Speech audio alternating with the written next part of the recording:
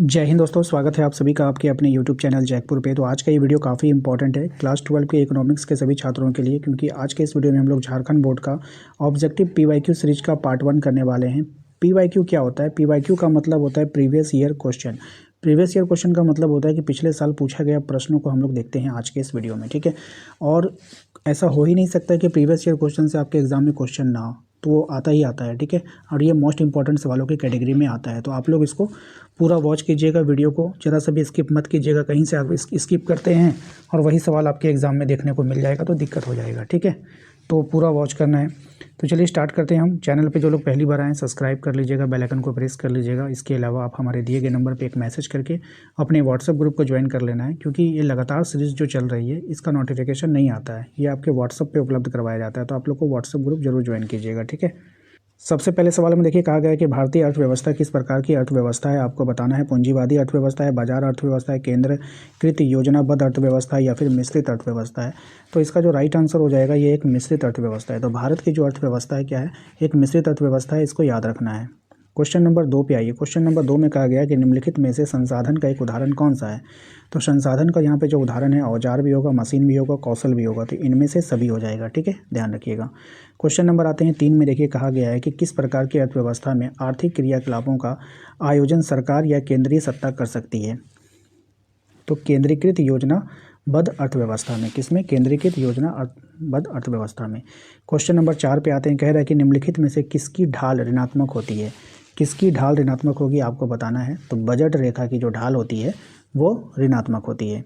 Question number आते हैं 5 में। देखिए कहा गया है कि जब किसी वस्तु की कीमत में परिवर्तन पर उपभोक्ता का व्यय स्थिर रहता है तो उस वस्तु की मांग क्या होगी। तो उसकी मांग हो गई इकाई लोचदार। कैसी मांग होगी? इकाई लोचदार होगी। क्वेश्चन नंबर 6 पे आते हैं। यहाँ पे देखिए आपको जो है एक न्यूमेरिकल टाइप का सवाल है। इसमें कह रहा है कि दो वस्तुएं हैं एक्स और वाई है, के लिए बजट रेखा का समीकरण आपको दीजिए, बजट रेखा की ढाल क्या होगी। इसके लिए मैं स्पेशल वीडियो बना रहा हूँ, मैं आप लोगों के लिए बन रहा है, अभी जरूर बहुत जल्द आ जाएगा। इसमें सारे न्यूमेरिकल को मैं एक जगह कर रहा हूँ, ठीक है। फिलहाल इसका आंसर जो हो जाएगा 0.6 हो जाएगा, इसका नोट कर लीजिएगा, ठीक है। क्वेश्चन नंबर आते हैं 7 में। देखिए कहा गया कि किसी वस्तु की मांग को प्रभावित करने वाला एक कारक निम्नलिखित में से कौन सा है। तो मांग को प्रभावित करने वाले कारक उपभोक्ता की क्या हो जाएगा? आय हो जाएगा, ठीक है। नेक्स्ट है कि उत्पादन और उत्पत्ति के संसाधनों के बीच संबंध को क्या कहा जाता है। तो ऐसे संबंधों को हम लोग कहते हैं उत्पादन फलन। क्या बोलते हैं? उत्पादन फलन बोलते हैं। ऑप्शन नंबर सी हो जाएगा। क्वेश्चन नंबर 9 पे आइए। कह रहे हैं कि निम्नलिखित में से स्थिर लागत का एक उदाहरण कौन सा है। तो यहाँ पर आपको बताना है स्थिर लागत का जो उदाहरण है वो मकान का किराया, ठीक है। यहाँ पर जो ऑप्शन है यहाँ पे मकान का किराया जो है स्थिर लागत का उदाहरण हो जाएगा। क्वेश्चन नंबर 10 पे आइए। इसमें कह रहा है कि पैमाने के प्रतिफल किस प्रकार के उत्पादन फलन की व्याख्या है। तो पैमाने का जो प्रतिफल है वो दीर्घकालीन उत्पादन फलन का क्या है? व्याख्या है, ठीक है। क्वेश्चन नंबर 11 पे आते हैं। इसमें कह रहा है कि परिवर्ती साधन कुल उत्पादन अधिकतम होता है जब और जब क्या होगा। इसके बाद आंसर से लेकर सीमांत उत्पादन क्या हो जाता है? शून्य हो जाता है। जब क्या होगा? सीमांत उत्पादन शून्य होगा।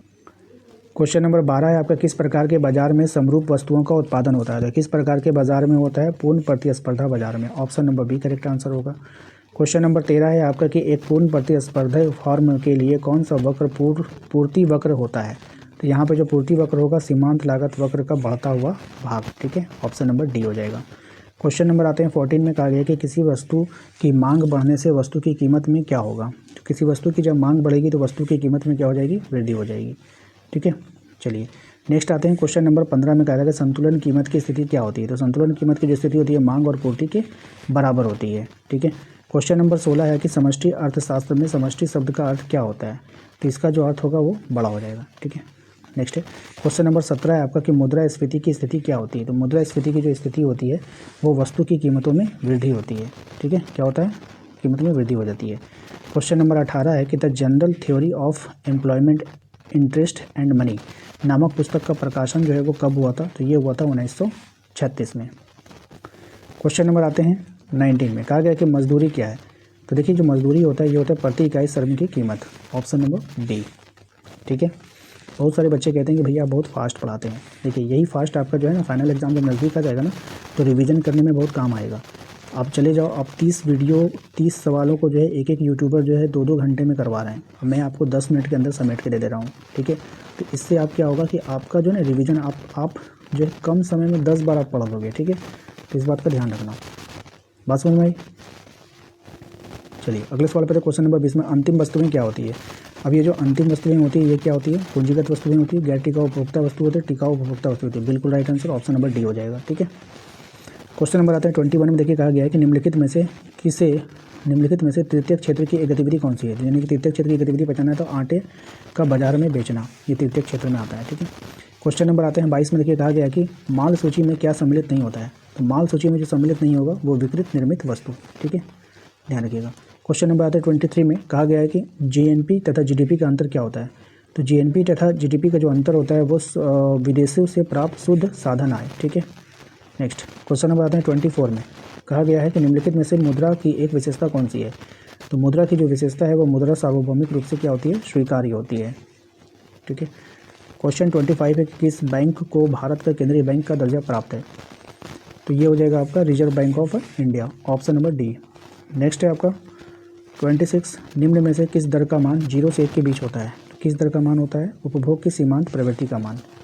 ठीक है, क्वेश्चन नंबर आता है 27 में। देखिए कहा गया है बताइए यदि किसी अर्थव्यवस्था का उपभोग सीमांत प्रवृत्ति एमएसपी 0.6 है तो गुणन का मान क्या होगा? ये भी न्यूमेरिकल टाइप का है, इसको भी मैंने न्यूमेरिकल वाली वीडियोज़ में शामिल कर लिया। तो इसका राइट आंसर क्या हो जाएगा? 2.5 है। इसका वीडियो स्पेशल वीडियो जल्द ही आप लोगों के लिए लाया जा रहा है। ठीक है, क्वेश्चन नंबर आता है 28 में। देखिए कहा गया है कि भारत में वित्तीय वर्ष की अवधि क्या होती है? तो भारत में जो वित्तीय वर्ष की अवधि होती है 1 अप्रैल से 31 मार्च तक।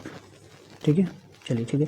नेक्स्ट क्वेश्चन नंबर 29 में कहा गया है निम्नलिखित में से पूंजीगत व्यय का एक उदाहरण है। पूंजीगत व्यय का जो उदाहरण है वो क्या हो जाएगा? सरकारी कर्मचारियों का वेतन पर खर्च, प्रतिरक्षा व्यय, भूमि अधिग्रहण व्यय। तो इनमें से सभी हो जाएगा, ऑप्शन नंबर डी हो जाएगा। क्वेश्चन नंबर 30 है आपका कि मुद्रा अवमूल्यन की स्थिति में क्या होगा? तो मुद्रा अवमूल्यन की जो स्थिति में क्या होगा? विनिमय दर में क्या हो जाएगी? वृद्धि हो जाएगी, ऑप्शन नंबर सी हो जाएगा। तो आशा करते हैं कि आप लोगों को आज का ये वीडियो पसंद आएगा। 2 बार 3 बार इस वीडियो को देखिए, काफ़ी कम समय में, कितने समय में, लगभग 7 मिनट में मैंने ये वीडियो आप लोगों को कंप्लीट कर दिया है।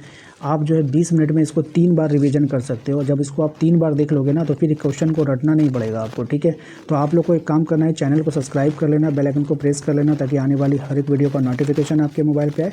इसके अलावा आप हमारे दिए गए नंबर पर एक बार मैसेज करके व्हाट्सएप ग्रुप को ज्वाइन कर लीजिएगा। ठीक है।